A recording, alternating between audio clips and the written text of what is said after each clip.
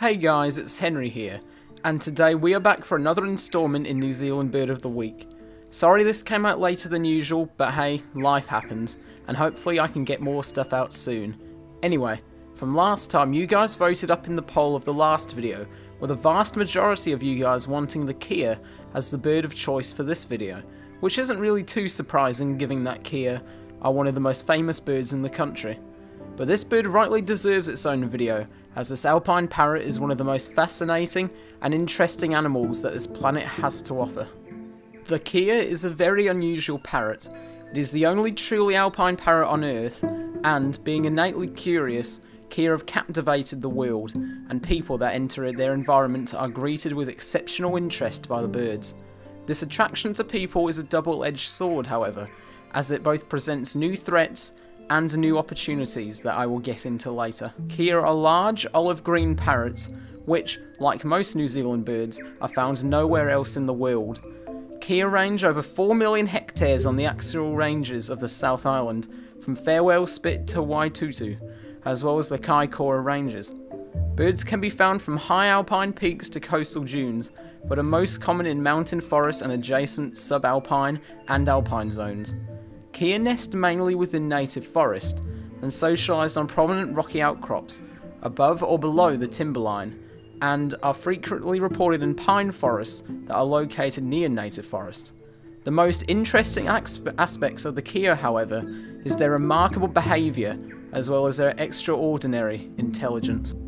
From a multitude of studies throughout the years, kea have proven themselves to not only be extraordinarily smart among birds, but in comparison to all life on our planet. In one experiment, a test carried out by a Canterbury University master's student discovered that kea outscored gibbons in terms of their cognitive abilities.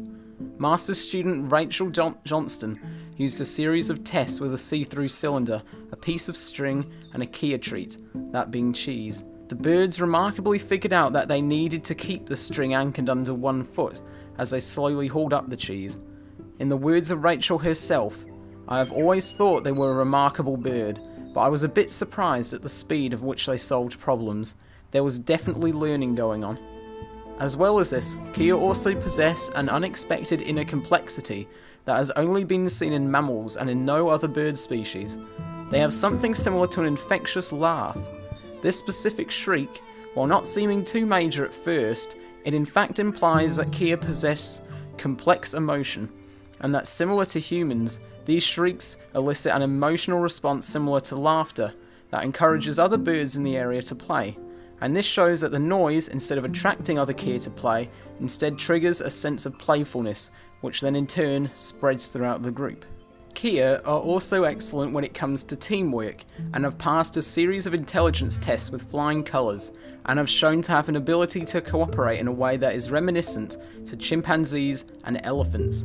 In this particular experiment, 2 kea were separated on either side of a chicken wire fence, with the birds having to tug on a string in unison to drag a board with food towards them. If only one string was pulled, the food would move out of reach, and the kea most definitely realised this, and they solved the problem without much issue. The results also showed to the researchers that kea were willing to wait a minute for the other bird to arrive before pulling the string, even distracting themselves while waiting. This is in fact the first demonstration that any non-human animal for that matter can wait for over a minute for a cooperative partner, and this is the first conclusive evidence that any bird species can successfully track when a cooperative partner is required and when not. Interestingly, unlike many mammals such as humans or other apes, kea did not seem to have an innate sense of fairness and were willing to work together even if their partner received a better reward than they did.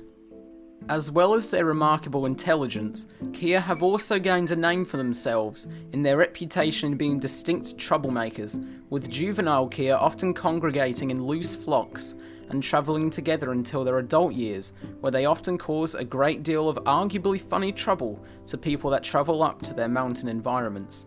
Kea have been known to pull windshields off of cars, slide down roofs like slides, and will even on occasion steal people's possessions. This close and inquisitive contact with humans has made kea very appealable to the general public, but this relationship is a precarious one.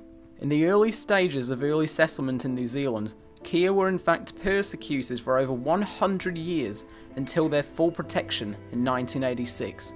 This was due to the rare and unusual behaviour of attacking stock, in particular sheep.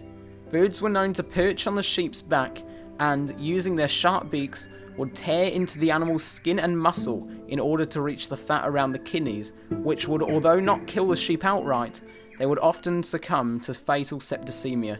This reason, despite the behaviour being rare, gave farmers the unfortunate clearance to kill kea on site, with likely over 150,000 birds being killed between 1860 and 1970, with this inconsiderate killing only ending in 1986.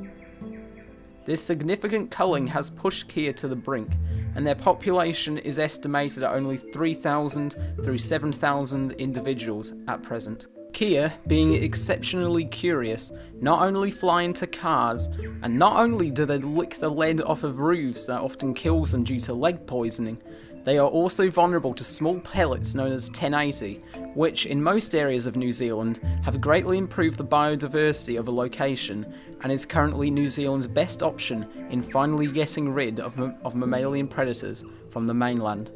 Unfortunately, because of their high curiosity, kea often ingest these pellets designed to protect them, and are in turn the only species of bird to be actively affected by 1080 dropping. Steps, however, are being made to fix this issue, and trapping is sometimes a practice that is practiced more in their habitat due to this vulnerability. Despite their early history of persecution and their unfortunate vulnerability to 1080, which has otherwise helped New Zealand's native fauna, kea are most definitely among the most charismatic birds New Zealand has to offer, and this will continue to be so as long as conservation efforts continue. Thanks for watching this extra special episode of New Zealand Bird of the Week. This one was most definitely the longest of the series thus far, but compiling all of this information and executing it was most definitely worth it for me. For next week, you guys now have a new bird to vote for, this being the Northern Royal Albatross, a fairly obscure bird, but still fascinating nonetheless. I hope that you, the viewer, consider subscribing, and if you already are subscribed, be sure to like this video if you enjoyed it, and watch another one of my videos if you're feeling like it. Until next time, enjoy all things science. See you later.